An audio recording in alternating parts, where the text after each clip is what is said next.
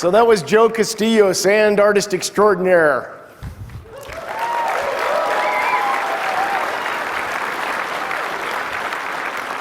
See, we were serious about it being a sandbox game. So I'm Dave Georgeson. I'm the Director of Development for the EverQuest franchise. And it is August 2nd, and it's afternoon. So it's finally time to talk about EverQuest Next.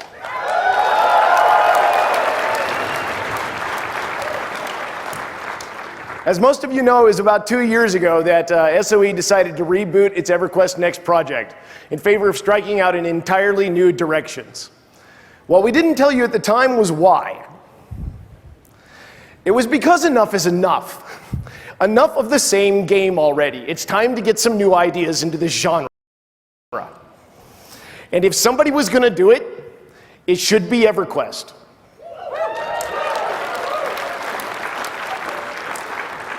Again. So we spent the first 6 months brainstorming out what we might be able to do, how far we could go, and what sort of limits we might have. And as we talked, the ideas started to piece together into a whole that was, well, it was really intriguing to us. So we spent the next year prototyping, trying to figure out which of our crazy ideas might actually work. And the cool thing was most of them did. So we're at the point right now where we're building something that's both heroic and social. We've taken everything we know about games and MMOs in general, and we're fusing the best parts into an original shape, well, that we hope will create triumph and passion in the gamers that play it. And that's you guys. So let's talk about that game. And the way that I want to start talking about that game is by talking about the world of Norath. When we decided to build this game and to take it all the way down to its core and start all over again, we decided to go ahead and do that with everything, including the lore. So we've taken a tip from, what they've done recently with the Star Trek franchise. J.J. Abrams kind of retooled some stuff. And what we decided to do was to maintain the names and the places and stuff that you've come to love over time, but tell new stories, interconnect them in different ways. So as you explore through EverQuest Next, as you explore through this new Norath, you're constantly finding stuff that will surprise and amaze you. Now, that's the lore, and I'm going to leave most of that to the panels, but I wanted to take just a moment to let you know that we're going to be releasing new fiction on a regular basis as we go through the development process. And in fact, later today, the first of these stories will appear on the website, EverQuestNext.com. And you can download The Last Stand of the Tear Doll, which will have a lot to do with the sand painting you just saw. And I want to introduce, if some of the authors that are here could stand up right now, please. These are some of the authors that are writing our stories.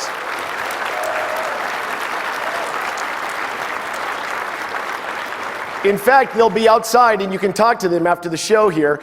Maxwell Drake wrote the first story. Thank you, guys.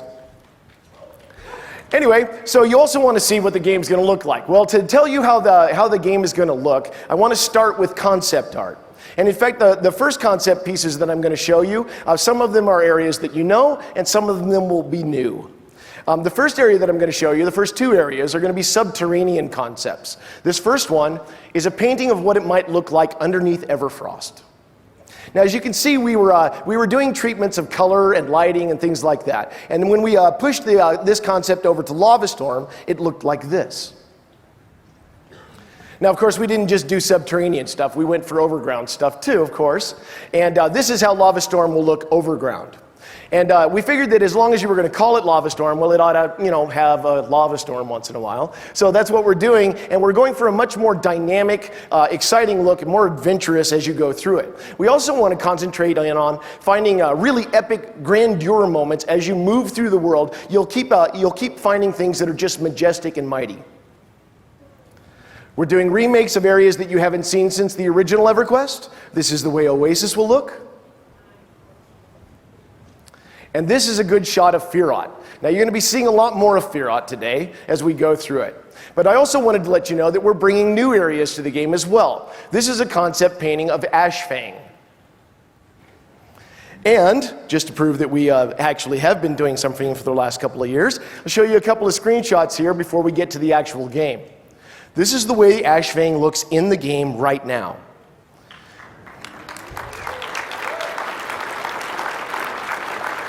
So this kind of detail, the vegetation, the lighting, and everything like that is exactly the way that we want things to be moving. And this is the way a subterranean lava chamber might look.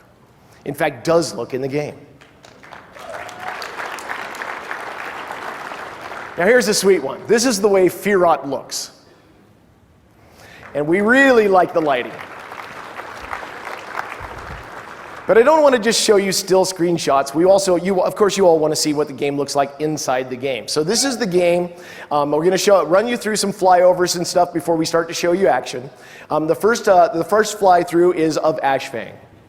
So this is the way the game looks as you move through it right now.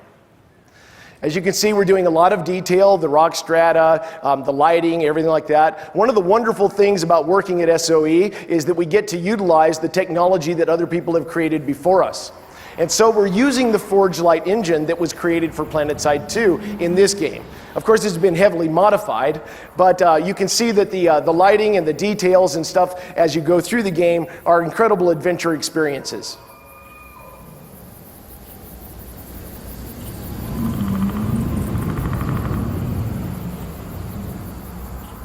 Yeah, we like the way that's coming out quite well. And then this is Firot. The lighting through the trees, the feeling of a heavy humidity, all of these things contribute to an adventuring experience where you never know exactly what's going to be over the next rise or what's through the next archway. And we're going to be visiting this a lot as we go through today's presentation. But yeah, we definitely like where this is going. How do you like it?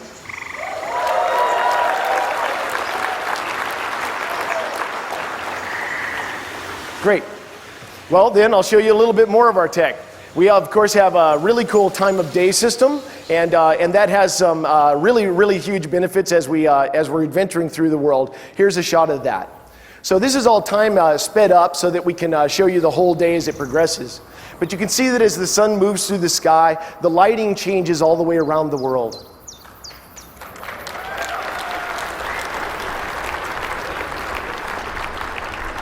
And as the sun sets, we see a true night, which is a really exciting thing to adventure through. Okay, so that's the way our world looks. Now there's a lot more to it than just pretty pictures. So what we want to do is then now take you to the way that we developed our characters and the different races of Norath. So we started out looking for something of a more heroic fantasy look this time around. We wanted to make sure that we had a kind of a rough and tumble look. We wanted to have a real dynamic kind of movement system, and we wanted people to feel natural when they were being acrobatic and showing wear on armor and things like that. So the look we started to nail down was this kind of thing. So as we started out, oops, screwed up my own stuff. So anyway, we started out looking at the humans and looking at the way that they were shaped and the way that their armor stuff was, so that we had more of that rough and tumble look. And then we decided to take that and to extrapolate it through all the different other races of Norath. The first one that we looked at was the dwarves, and since I've already kind of screwed that up, we'll go ahead and show that to you. So the dwarves are very robust, very stern, occasionally surly, but lots of character. And then when we got around to doing the elves, we wanted to make sure that they were kind of the almost diametric opposite, so that they were an extremely beautiful race. And this is the way the elves look in a game now.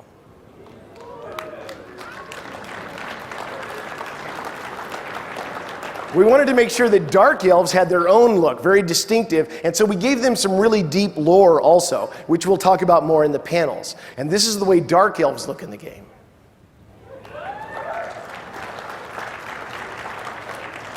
And then we gave a huge facelift to a couple of other races that you're familiar with.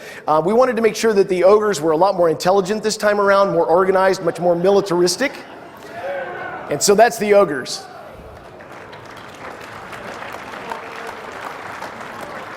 And then I'm only going to show one more race for right now, but I wanted to show you the way the Karens have been remade. Some of you have seen, of course, the Gabor painting, but this is the way that the more lionish Karens look inside the game now. And you'll see that in action in a few minutes. So then we wrapped around back to the humans again, and we finalized the look and feel of the way that their features were. Because one of the things that we wanted to do was make sure that this was a really robust role-playing game. That the people that like to do machinima or messing around with their friends and having fun and telling jokes and stuff like that could show that expressiveness on their face. So we took care to exaggerate a couple of the features that would allow you to see that kind of expressiveness even at a distance. The eyes, the mouth, they're exaggerated just slightly. And when you trigger manual emotes or use SOE emote, you get this kind of expressiveness range inside the game.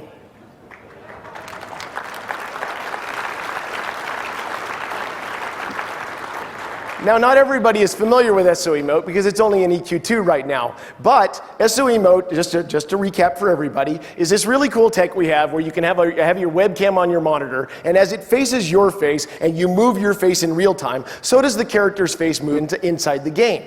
And that kind of effect, whether you're triggering manual emotes or using SOE emote, it looks like this.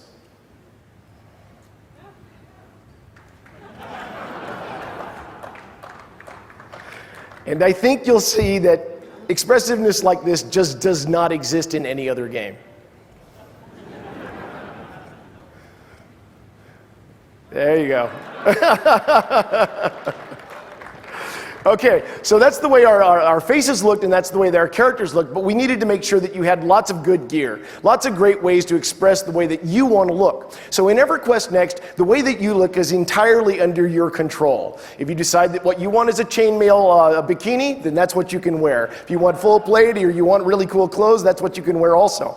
So we developed a system by which we could create all kinds of stuff at a really rapid rate and at a very high detail level. We think that we like where that's going. And when you take that kind of detail level and you combine it with cloth and hair movements, you get this kind of effect and the characters start to really come to life.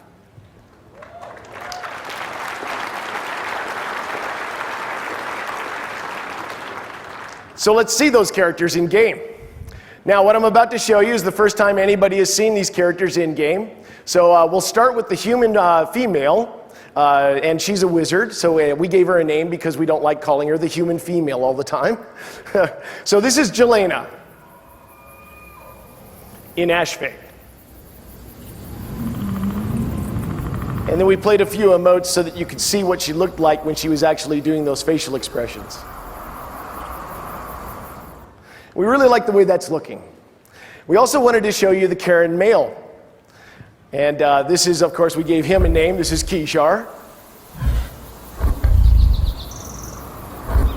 And the Karens have some pretty cool emotes. This is my favorite. Oh, yeah. So that's the way our characters look in game.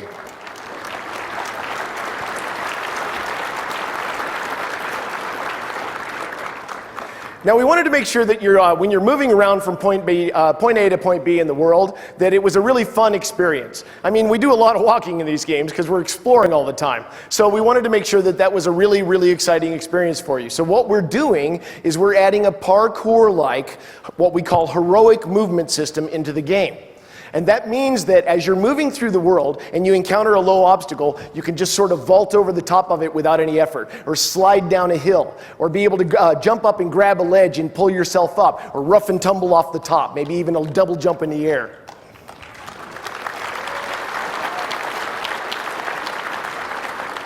And I don't want to just tell you about that, I want to actually show you. So let's revisit Jelena and Kishar as they go through the canyons of Ashfang.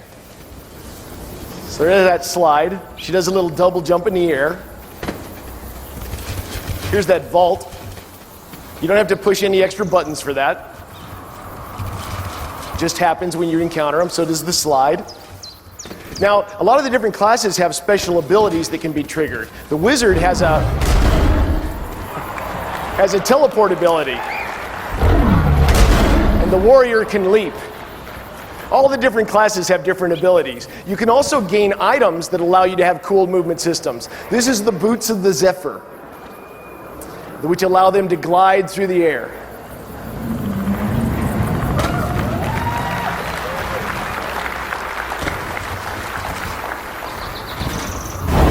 Little flash. Watch the Karen now. That's his sprint.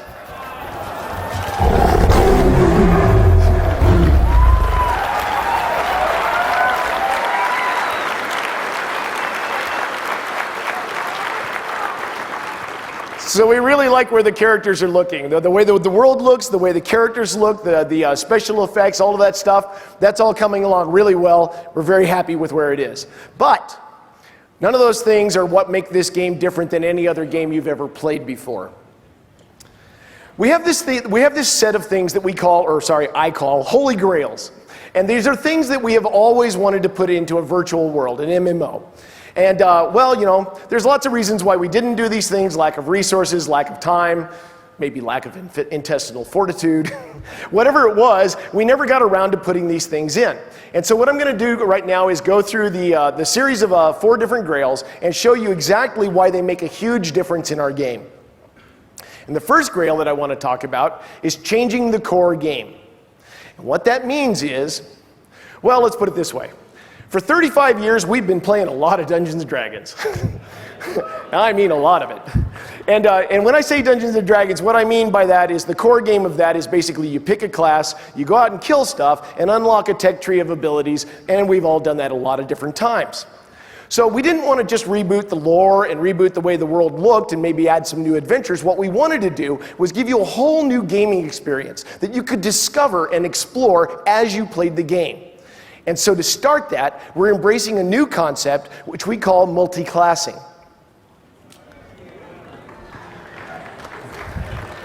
Oh, you haven't heard it yet. What multi-classing is when you start the game, there's 8 different classes that you can pick from. Each class has a couple of weapons that you can choose and a handful of character abilities that go with it. And then as you go out into the world and you start exploring, as you do adventures and as you talk to different NPCs, you'll find opportunities to acquire new classes, to collect all these different classes that are out there. And there's more than 40 or so classes out there in the world for you to explore and find. And as you find those classes, you can play any of them at any time, and you can mix and match the different character abilities to create a class that's exactly what you want to play. So the more classes you find, the more you can customize your character.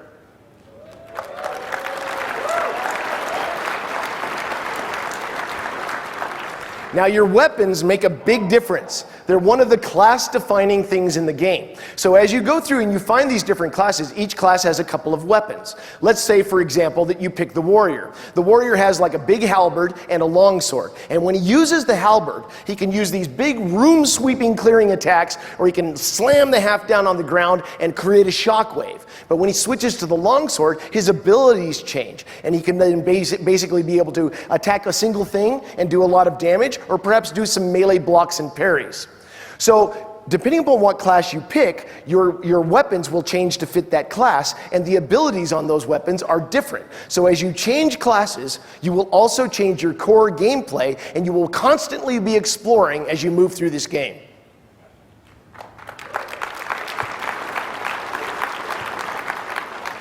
And we have a lot of weapons. In fact, one of the things that you'll find as you go through and you start advancing your characters is that you can mix and match little pieces on those weapons to actually change what they do. And in fact, it's a very visual thing, and when we get around to talking about crafting, you'll see that the crafters have a lot to do with this game. Well, let's go through that for now.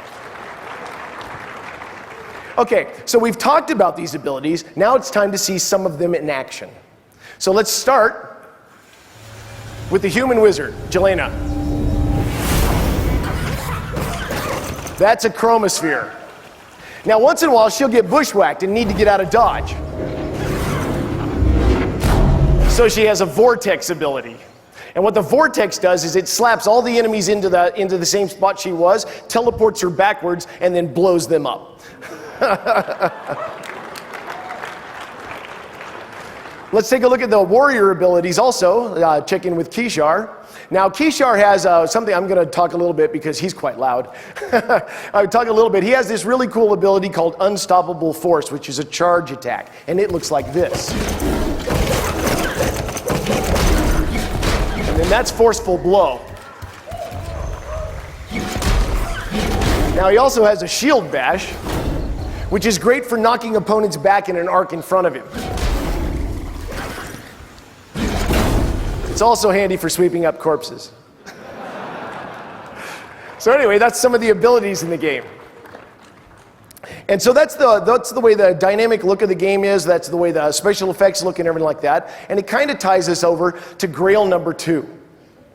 Now, Grail number 2 is something we have always wanted to do. As designers and game developers, there's never been a time in my 25 years of building games where we did not have this conversation at least once when we were starting a game. We wanted to be able to blow up anything, anytime, anywhere. So we built the entire world out of little teeny pieces called voxels. And we can literally blow up anything, anytime, anywhere. So the second Grail is destructibility, and it changes everything in the game. I'm going to show you some examples of how that looks. But first I want to briefly mention that because everything is made out of voxels, we can not only destroy those voxels, we can also build them up on the fly with constructability. And that allows us to create all kinds of special abilities for the different classes. For instance, the human wizard has something called a crystal wall, and you can see that she can erect voxels straight out of the ground. Now the kobolds need to break that down, and when they do, she'll need to stop them by using upheaval. And upheaval can destroy bridges, you can block staircases, all kinds of different things.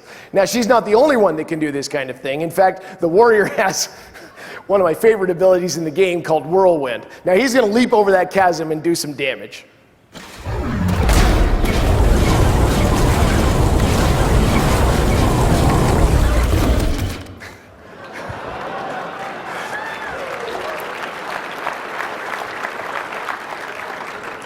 So that's destructibility, and it changes an amazing amount of stuff in the game. Because not only is it fun to just rip the crap out of a battlefield, but it's also amazing what we can do with scenarios at that point too. You can imagine a player versus player scenario where one side is protecting a castle and the other side has catapults, and they're destroying the keep and trying to get into the courtyard. Or perhaps like a player versus environment scenario, where perhaps there's a floating island moving through space, and if it gets somewhere bad, it's going to be bad for everybody around, so the players are literally trying to destroy it as it moves. This kind of destructibility allows us to create a game experience you've never had before.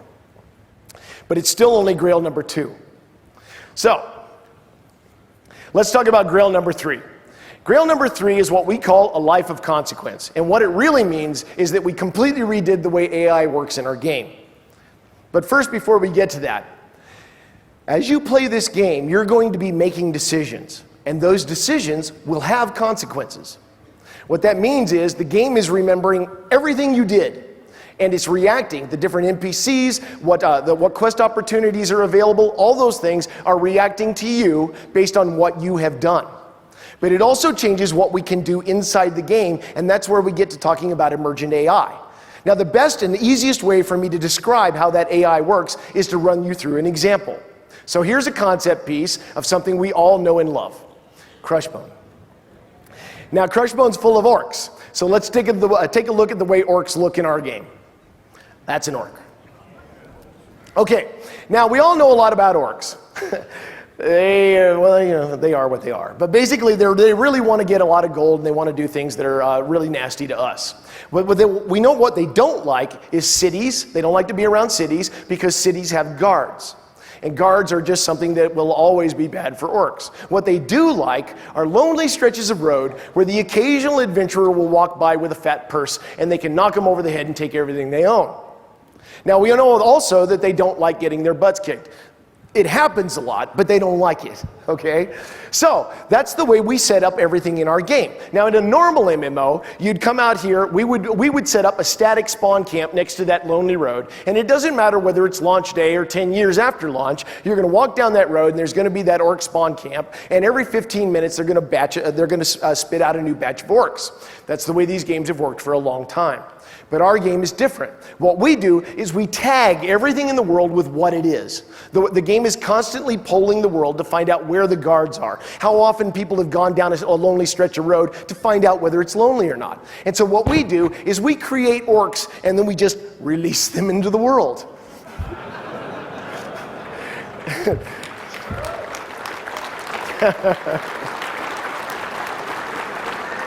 And then it's up to the orcs to find the spots that they like. And so when they find that lonely stretch of road where there's no guards, they set up a camp. And they're going to stay in that camp, waylaying the occasional adventurer until one of a couple of things happens. The players might go to a city and alert the guards, and the guards might start patrolling down the road. That would be something the orcs don't like.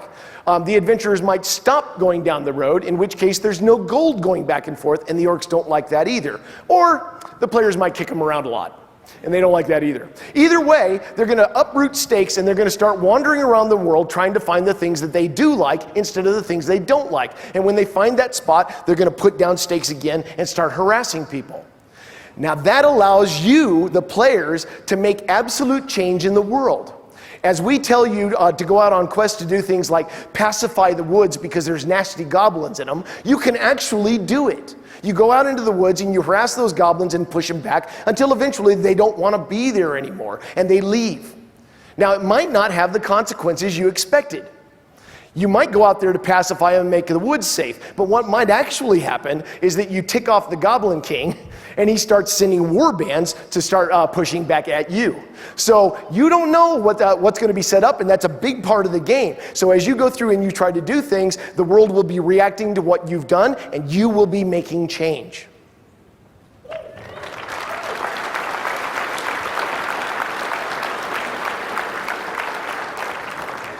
Now that was a lot of talking, so let's see some more action. This is a combat scene where Jelena and Kishar are going to fight against an earth elemental.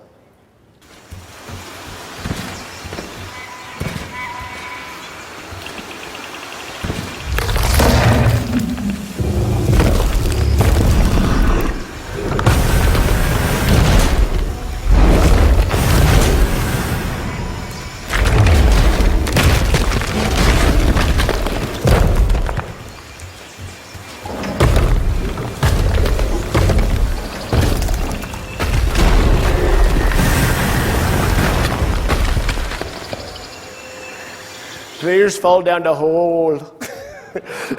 So, okay, what you just saw is actually reasonably common in our game. There's all kinds of different areas where stuff like that might happen because of destructibility. You see, because we're not just building a surface world this time. We're building a world that has many, many, many tiers of depth to it. And in fact, it looks like this. So what we do is we procedurally create. Go ahead.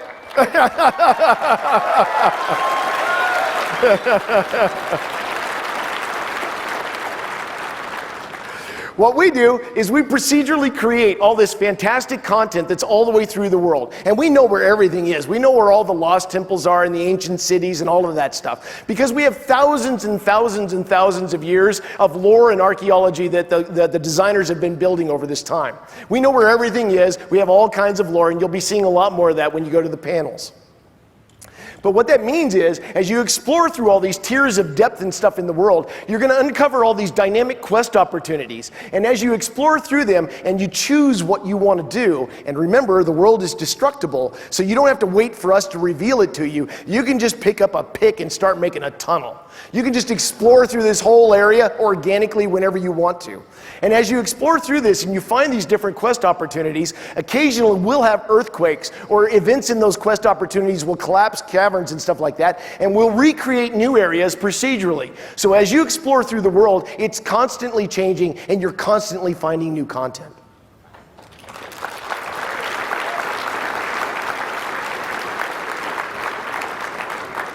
And just as an example of that, let's go back to Kishar and Jelena, whatever her name is, Jelena, and re-get together with them while they're in the center of the world. Now, they couldn't find their way out, so they're just going to basically blow a hole in the crust below, and what they're going to find is a magma chamber.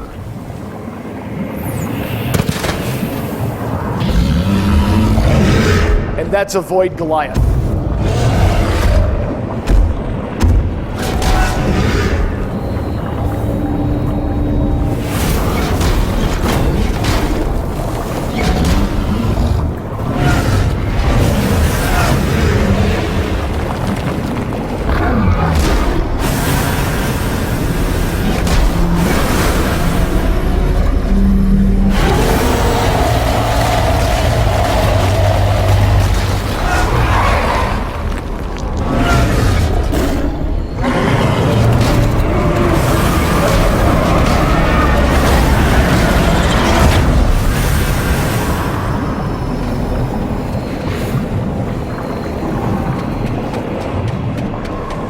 One thing's for sure, you'll always know where a battle was.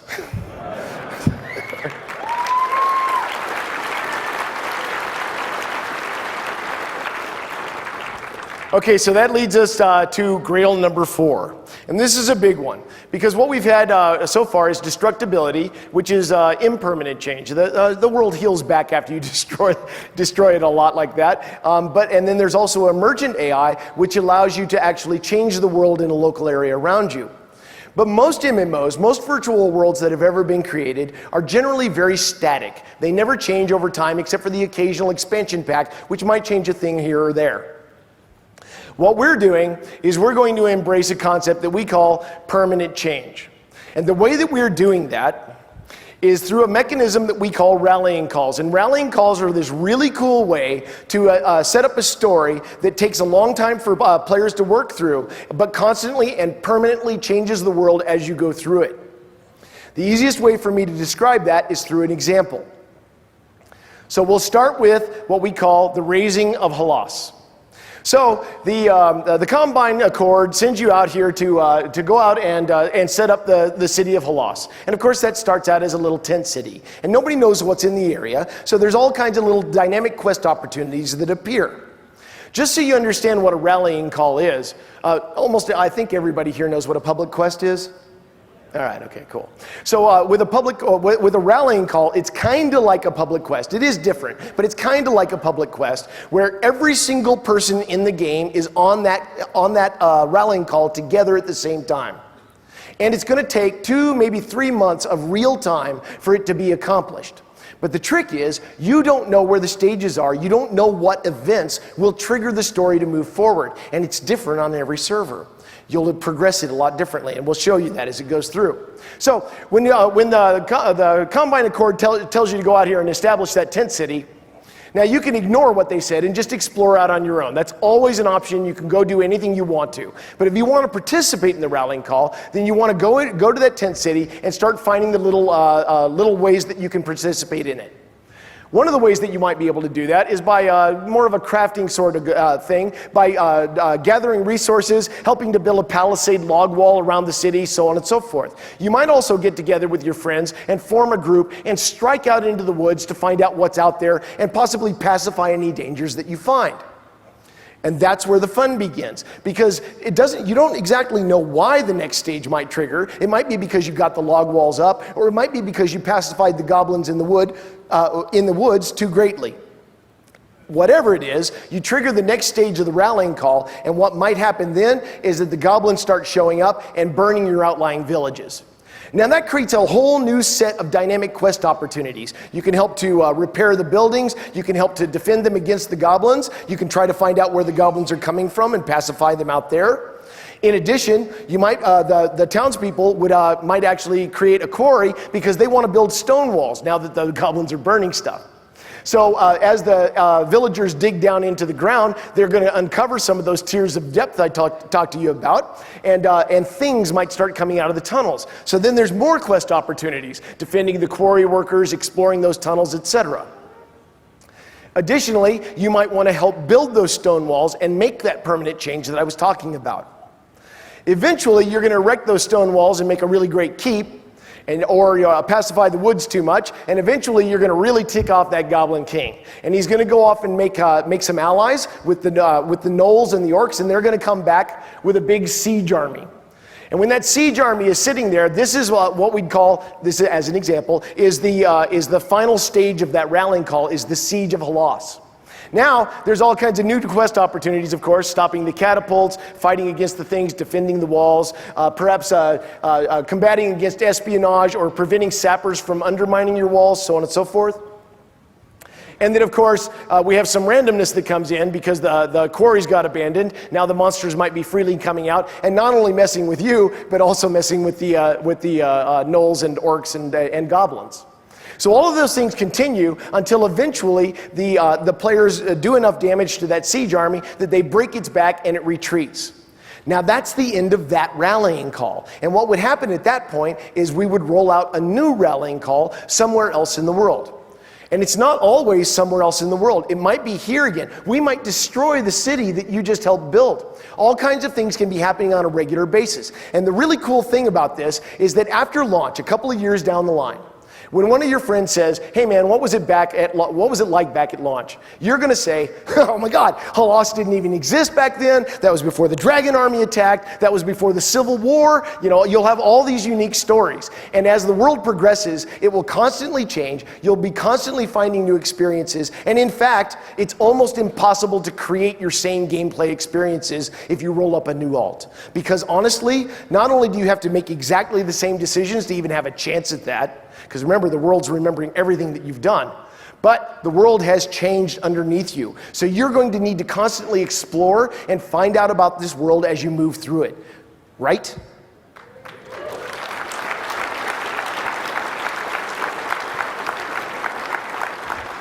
So that's permanent change and emergent AI and of course destructibility, as well as the fact that we changed the core game. And those four elements wrap together into something that we call EverQuest Next.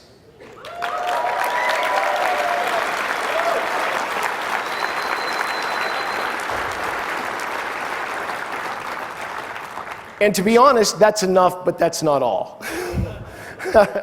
I mean, we're really happy where that game is. That's an MMO that every single one of us wants to play. We're really excited about it. We're we're jazzed to bring it to you. But there's something else that came along the way. Because when we started building all of this, well, before I get to that, let me show you one last scene of carnage. Because carnage is always fun. Sometimes the monsters can get big. Let's see what that Karen's running away from. That's the Iron Golem.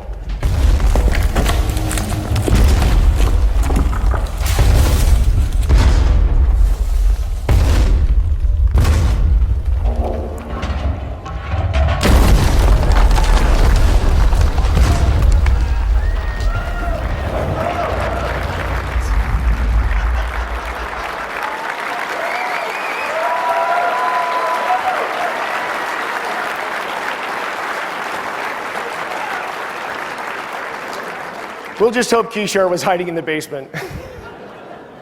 So anyway, like I said, we're really excited about that game. But as we built it, we had to build all kinds of special tools that allowed us to make something special. And by the way, that's Fioriona in the game. As we started to build something special, we needed to assemble tools that none of us had ever used before because they had never existed before. If you're going to build an entire MMO out of voxels, you have to make some pretty cool tools. So we did that, and we started putting them together, and one of the things that came up that was really cool was, well, all the devs started spending all their weekends and their nights and stuff like that one-upping each other, trying to build something that was really cool, because the tools were that good. And it didn't take us long before we realized that what we really wanted to do was give you guys the same tools that we had so that you could help us build EverQuest Next.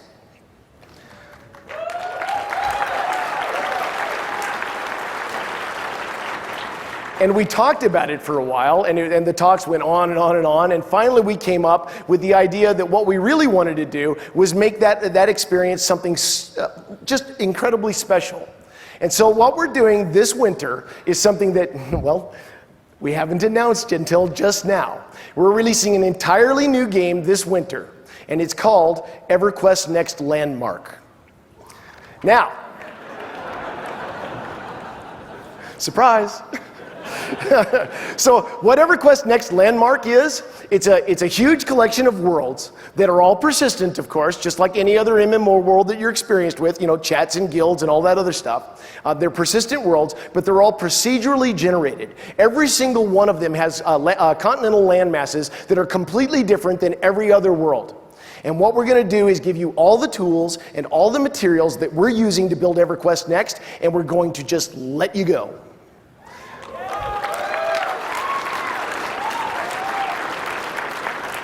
You can literally build anything you want to, as long as customer service allows it.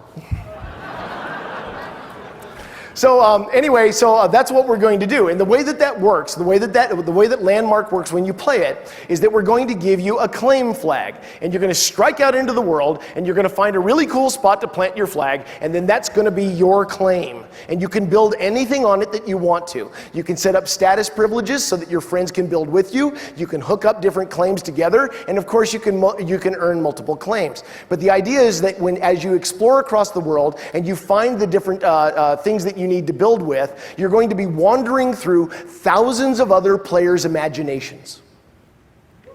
And of course, we set up the entire world so that it's tiered and stuff, and as you explore the world, what you're looking for are the resources and the recipes and the objects to take back to your claim and be able to build really cool things. We have crafting stations where you can use the resources and the recipes to create objects like, statues and doors and windows and things like that, and then you bring them back to your claim and you start erecting.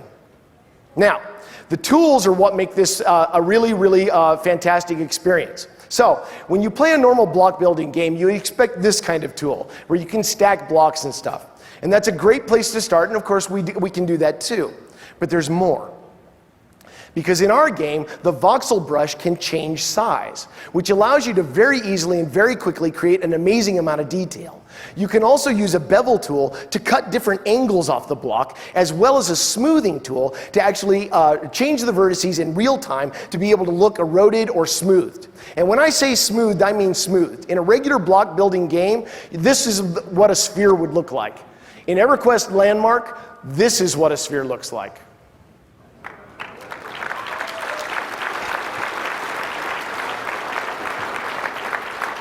Now I want you to think back. Everything that you've seen in the game so far is made of voxels. The image didn't change. There we go. Everything that you're seeing in the game so far is made of voxels. And so that scene right there is entirely made out of very, very small blocks. And everything that you've seen so far is also made out of those same voxels. So what we can create, you can absolutely create. And I'm telling you, it's actually a fun experience. Now, this is a time lapse of actually building. It represents about 22 minutes of real time. And as you can see, maybe they stack blocks to start with, but with those tools, it's really easy to make things look eroded and smoothed off, and it's very, very simple to use.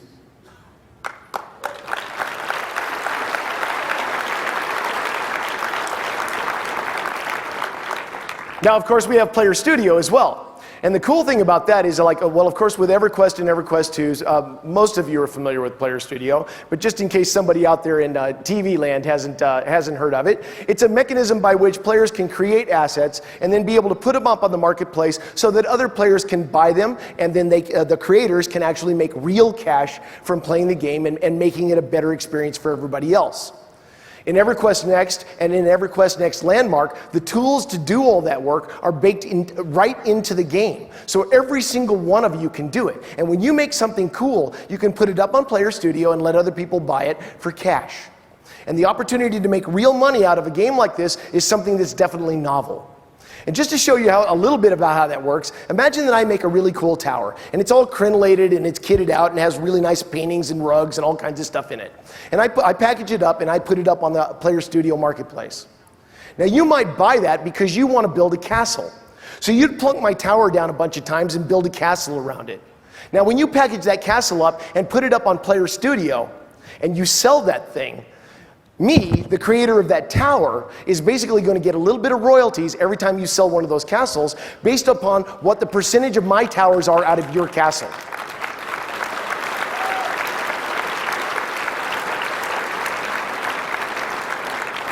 So your creativity is always preserved, and you can do as much or as little of this as you want to. Now, one of the really cool things is we're very serious about that whole idea about you building EverQuest Next with us. And on every Landmark world, there's going to be at least one continent where we enforce the art direction of EverQuest Next. Basically, you can only build stuff there that would look good in Norath. And we're going to run all kinds of contests and promos along the way to encourage you guys to try your hand out at helping us build the new Norath. So like, for example, if we were building Firod and we decided that we needed a Mad God's Temple, And we thought it would be really cool if it had like this big amphitheater in it, a couple other widgets and things that would be necessary for gameplay. What we might do is actually release those specs to you and allow you guys to compete against each other to try to come up with the best one. And you guys would be voting them up and down, and then we would look at the ones that you voted all the way to the top, skim off the best ones, and give them the opportunity to be in NORAD on the day one that EverQuest Next launches.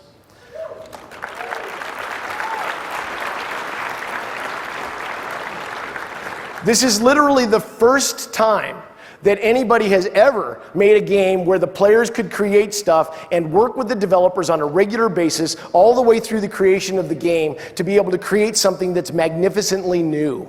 And we're really excited about it. As we develop all the different materials and tools and concept art and stuff for the different areas, we're going to be releasing all of it to you. And then, as I said, occasionally inspire you with new ideas of things that we might like. And when you create it, we'll put it in. This is something that we're very serious about. And as we go forward, you'll see on EverQuestNext.com that we'll have a feature called Roundtable, where we'll actually be having regular discussions with you about what we want to do, what priority order we want to do it in, and all of those things so that you can participate with us and give us feedback on a regular basis. We want this to be your game just as much as it is ours.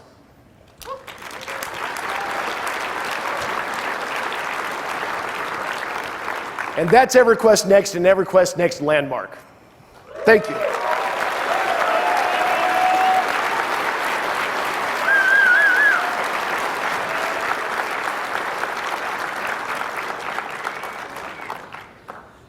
So, to cap this off, I wanted to bring up the team that is actually creating this game for you so that you can see those crazy people in person. Now, of course, you all know me, so we won't go through that. But I also wanted to introduce you to Terry Michaels, the senior producer for EverQuest Next.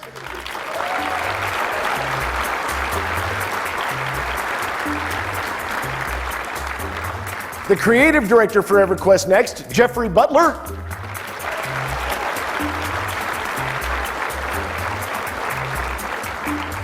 Our technical director, Steve Klug.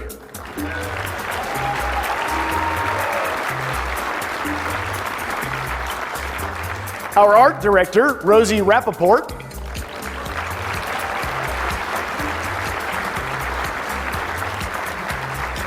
And last but not least, our lead designer, Darren McPherson.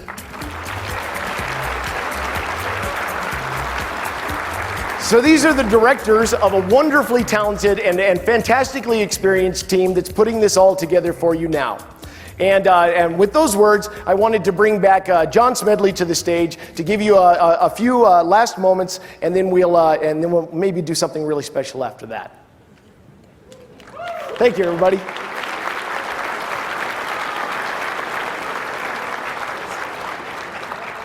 So hopefully you guys like what we've thought up. It's a lot of fun. What do you guys think? You like it?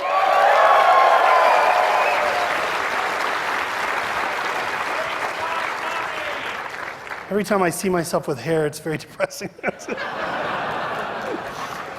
So I wanted to talk about one little thing that's kind of a big thing. As of today, EverQuest Next and EverQuest Landmark are officially in what we call open development. What that means is we are going to be putting up a website called the Roundtable. Now, the Roundtable is something similar to what we have with PlanetSide 2, where we have offered the players something that's called the roadmap, and it lets people see what we're working on for the next 6 months.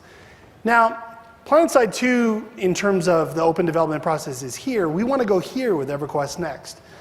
As we are making this game, you are going to hear everything about it. Now, you're not going to hear all the mysteries and the stuff that we want you to experience, but you're going to hear about the process of the development. We're going to hear from you directly. You're going to vote on the stuff you like and the stuff that you don't like. Now, what that means for you is that you're going to be making this game with us. As we launch EverQuest Next Landmark, which is this amazing MMO that allows creativity on a level that nobody has ever seen before, you're going to be able to make stuff there that's your imagination. You're going to have a lot of fun, but you're also going to be able to make stuff that actually makes its way into the game. That's a very, very powerful thing for us. It lets us and you make our game together.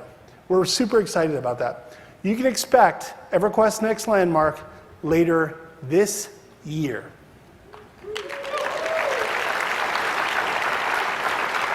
And while we're already in full development on EverQuest Next, you can expect to hear an insane amount of updates on a regular basis about what we're doing. I'm not talking about once a month, I'm talking about all the time. The developers are going to be interacting with you, and you are going to be able to change the direction that we are going. We are here to make our game. So we thank you for that. So, are you guys interested in seeing anything more on EverQuest Next, maybe? That didn't really sound like it. Okay, Dave, never mind. All right. Dave is going to let you behind the scenes here just a little bit. What we're going to do is we're going to show you a little bit of the game live right now, like in a way that you've never seen it before. We've never shown it to anybody this way ever. What we're going to do is we're going to open up the curtains, and we're going to show you our dev team back there on computers right now. You can watch it up here on the monitors. So we'll show you them actually pushing the buttons. It's a real game. And we're going to run through some destructibility scenes just to show you some stuff that you couldn't see real well in the presentation that we showed you earlier. So, make some noise. Woo! All right, guys, take it away. All right, Baby Ixard, go. Rip it up. Baby Ixard are so cute. Oh wait, are those honey badgers? I believe they're honey. Dude,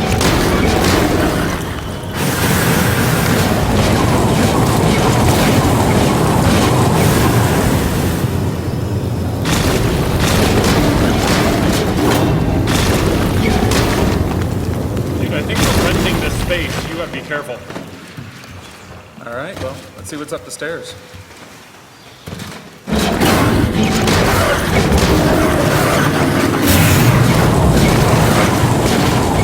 No more train to zone.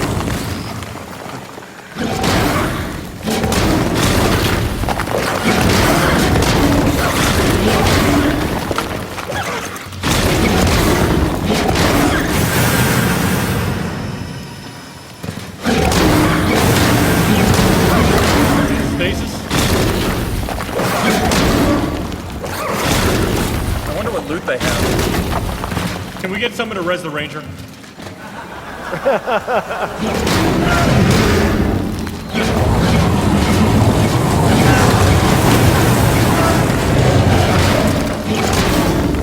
Uh-oh.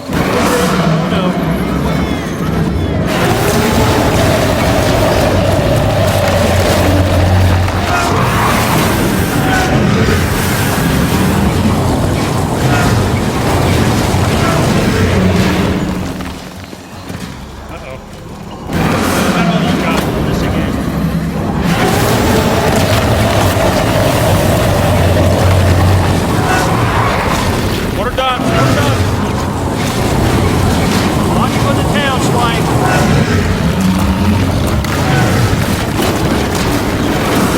Yeah, like a one-trick pony here. Did someone kill this guy already?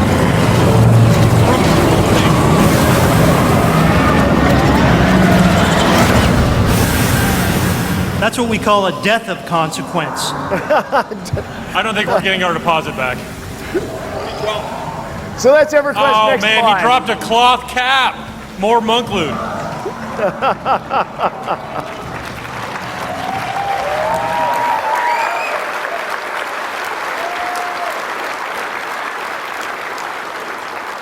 So thank you everybody for coming. That's EverQuest Next and EverQuest Next Landmark, and I'm telling you, we can't wait to give it to you just as much as you can't wait to play it.